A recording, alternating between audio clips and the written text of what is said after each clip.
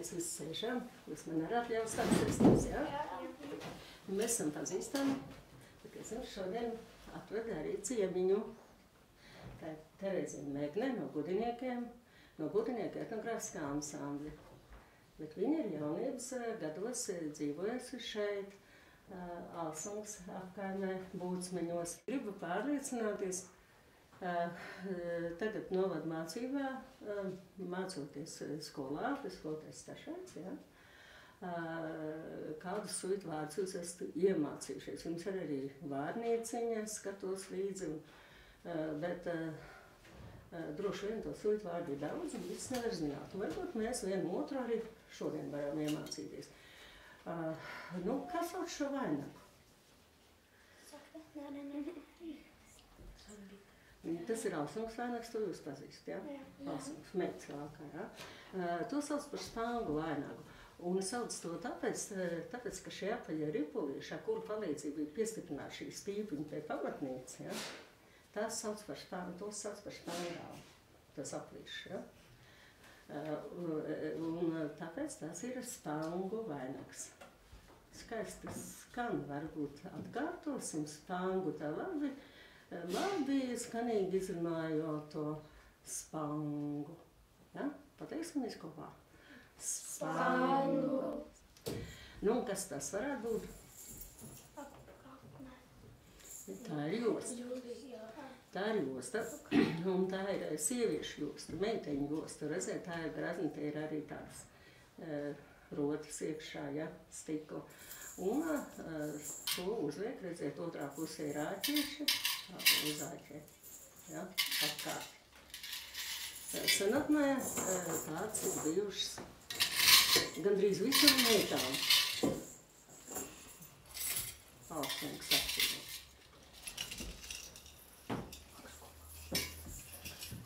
Te jūs redzat nekādu tādu stikla rodājumu nav. Tas slīpēts stikls. Šī ir vīriešu josta. Sauc par sleņģeni. Jūs droši vien šur dzirdēsiet slēģeni. Redziet, tā ir savu veidā slēga, lai josta aiztaisītu cik, ja? Šī ir vīriešu josta. Jauni vīrieši, arī vecāki vīrieši. Valkā šīs jostas.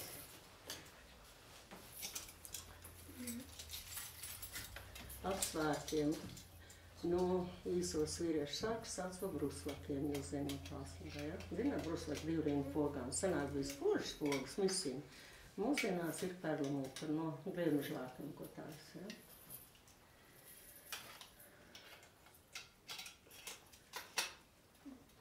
Sleņģene. Pateiksim, atkal tāds skaista skaņa, ja? Sleņģene, spangu. Jūs jūtat, kā klusumi skan Alsunga. Un šī ir ļoti grazna rota. Agrāk to varēja nopirkt par vienas govs cenu, tad vajadzēja vienu govi, un šodien laikam veselu ganāmpulku vajadzētu pārdot, jo dārgi maksā. Tais jau arī mūsdienās saktas lētāk. Šie ir slīpēti akmeņi, šie ir slīpēti Šveicē, un šīs ir tīras sudraba laktiņas tās. Un mākslinieki saka, esot grūti uztaisīt tos misiņu burbuļus, tos sauc par burbuļiem. Bet bez tiem burbuļiem sakta nav interesanti. Ir kā sarādināta, tā tiek, tas viss ir tāds neizteiksmīgs, tikko ir tie burbuļi, tā rota ir skaistāka. Tā ir gan tāda dekoratīva nozīme, gan arī praktiska, jo šāda sakta ir smaga. Senajos laikos sieviete tāpat tukšām rokām nekad negāja. Meits tā nesagāja ciemos, meitām puķis vienmēr nekad negāja tukšām rokām. Bet vecāks sievas, ja sēja kaut ko nastiņā nes līdz, vai tur bija kāds baltmais kukulīts, vai kāds klingeris, ja. Rokas bija aizņemts, bet villaini vērš raustīja. Lai nenorautu villaini, vajadzēja kaut ko smagu. Un, ja ņem vērā, ka agrāk villainis bija ne tikai tāds viegls kā mums, bet bija audumvillains un bija piekariņa bronzas. Jūs esat redzējuši tāds bronzas piekariņas, un to ir ļoti daudz, un tie ir smagi. tie skaisti šķindi, bet šķindi tikai tad, ja ļoti cieši cits pēc cita ir sašūti, ja.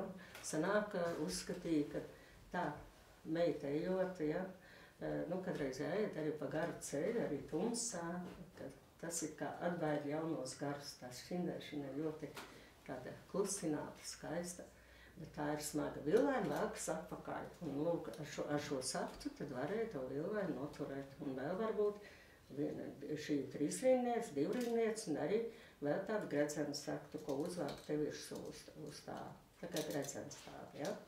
No, tās tiek.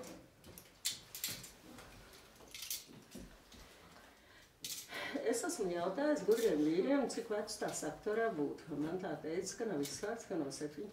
gadsimta. Kas tas varētu būt? Kas? Trīdeksnis. Trīdeksnis, jā.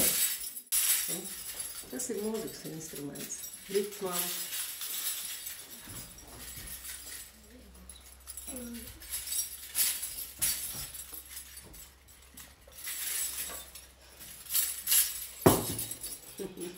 Sitās flauta. Dejotājs ir tam tiesflauta. Nu, kas tas ir? Apkaklīte, jā, apkaklīte. Un ar ko tā ir izšūta? No kāda materiāla? Tas ir pērlītes, sīks pērlītes. Nu, veci ļaudis saka zīlītes, ja? Bet Alsnūks pusē šādas pērlītes sauc par smeldzēm. Izšūts ar smeldzēm, smeldžu apkaklu. Šī ir sevišķi grazna sulīta josta. Šo sauc par basu dižjostu. Paskatieties visu. Ungārija redzēt.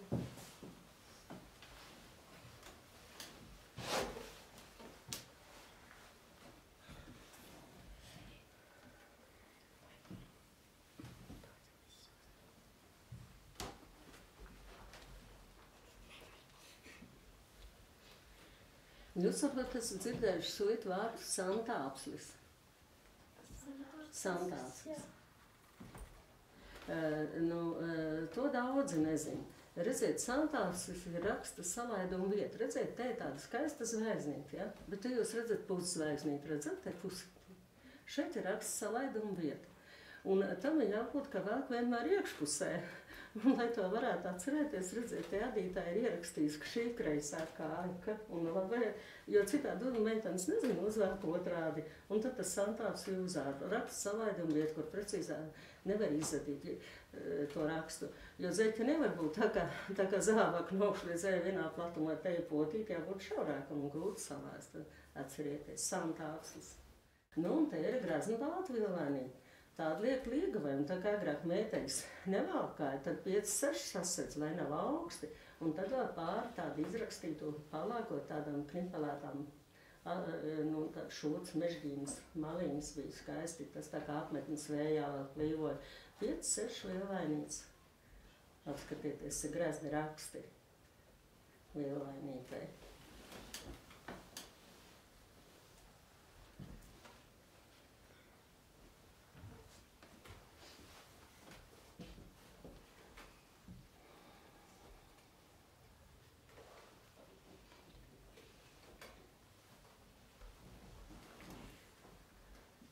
Nu, vēl ir lakats tāds, kad meitas gāja spangu vainagiem, bet, kad gāja iekšā baznīcā, uzsēja lakats. Tā bija pieņemts agrāk. Un šis ir dzeltenais zīdens. Tas ir vecs, protams, viņš bija daudz košāk dzeltens. Bija te viens tāds, nu kāds tas varēja būt, kad bija jauns, lūk, tādā krāsā, jā. Vārkstiem ļoti grazni. Tie ir zīdeņi, un tādi bija Alsungā vai nu dzelteni vai balti. Šis ir sieva sauc, tad, kad meita valkāja spangu vainagu, bet tad, kad viņa apprecējās, tad viņa uzsēja sieva sautu. Tas ir linkainis. Linkainis no vārda locīta, linkti. Te tas ir jau gandrīz gatavs, bet no 2,5 metra audumu to salot līgavai uz galvas un sasprāst. Tur nav nevienā dadas dūriem, neko nešu. Nu, uzlaikot varētu. Es tev uzlaikošu. šitā viņa. Jā, nu labi. Bet tur sēdātām apakšā, jā, bet tas tik tā tieši kā to sastiprina. Redziet, agrāk jāš uz baznīcu, lai tas viss turētos skaisti. Bija jānostiprina, lai to nerauj nost, aizm kurai viss. Un apakšā vēl ir mežģīņa augs, tas, ko es jums rādīju, tāda mežģīņīti, ja? Neskaidrs? Nu, redziet, nu, kāds vārds jūs atcerēties? Tagad jūs zināt, kas ir smeldzes, ja? Kas tas ir? Tas bija smeldzes. Ar tām rotāja apaklītes, ja? Tad tas ir pērlītes, smeldzes, ja? Kas ir linkainas? Līgavas, galvas, rota, ja? Slaņģena, kas bija? Nebija josta, slaņģena? Jā? Vīriešu josta. Jā. Brustakam, ko liek slaņģena. Nu, kas vēl mums te tāds bija? Mums aizmirsām vēl. Nu, šī ir, to sauc ir par burbuļu saku. 3 rindniec, ja? 3 rindniec, un tie burbuļi, tāpēc sauc burbuļu saku. Ja? Nu, jūs pēc vārnīcās noteikti dažs no šiem vārdiem atradīs. Paskatieties, kur tie ir, te jums tas vairāk nāks prātā. Bet to mājās mīļie, ja? Tas būs mājas uzdevums. Tad es jums iedošu mājas darbiņu. Mēs esam ilgi te bijuši jau. Un iedošu skaistu stāstu. Un es ceru, ka jūs to suitu valodā nākošu stundu varēsiet izlasīt. Tas ir stāsts par to, kā senatnē ir izgājis ratniekam ar ābolim. Sākumā es iedošu īstu tekstu suitu izloksnē, un mājās es jums iedošu vēl otru lapu, kas ir literārajā valodā. Ja? Un tad jums mājās būs jāpasvītro tie vārdi suitu izloksnē, kas atšķiras no literārās valodas. Kas atšķiras, tas jāpasvītro. Tātad suitu izloksnē runā savādāk nekā literārā. Un, lai mums tā labi iznāktu, varbūt mēs varētu palasīt sākumā priekšā, un jūs varētu turpināt. Nu, tad es palasīšu reiz, ja? Pasakojiet līdzi, bet esiet gatavi turpināt. Izgāja kā ratniekam ar ābolim. Tas teiciens ir tik vecs, ka to ratnieks saimnieks, kuram tas atgadījies, neviens vairs neatcerās. Bet noticis bijis tā. Nu, kurš turpināt gribētu? Lūdzu. Vienu rudeni ratnieks aizved ābols uz āzputs tirgu. Tur redz āzveds un āzputs, ja? Nu, tālāk. Āzputs tirgu. Punktīši tur ir. Rāciņai arī bijuši līdz kādu mājas. Nu, agars rīts vēl bijis piercēji nekāda nav. Pienāk viens, otrs papras, cik maksā, bet pierks nepērk. Nu, kurš turpinās? Kurš turpinās? Kurš vēl palasīs? Nu, lūdzu. Te pēc kādu laiku pienāk tāds jauns kuņģels. Jauns pārparkas mugurē. Spož zāba kājas. Aprasās. Nu, kā tur tālāk notika, visu to jūs mājās izlasīsiet, ja? Un es jums iedošu vēl otru lapu līdzi, kur ir literārajā valodā. Un tad, kad jūs rīt man šīs lapas suitu izloksnē, vai nākošajā pirmdienā, kad mēs tiksimies, atnesīst atpakaļ, tad būs pasvītrot tie vārdi, kas atšķiras no literārās valodas, ja? Katram pa lapiņai, un paldies, ka bijat atsaucīgi, svētku dienā, atnācāt uz novadu mācību stundu un tikaties ar mums. Un paldies tev, Terezija, par ciemošanos. Nu, esam tikuši tādi, ja? Uz redzēšanos.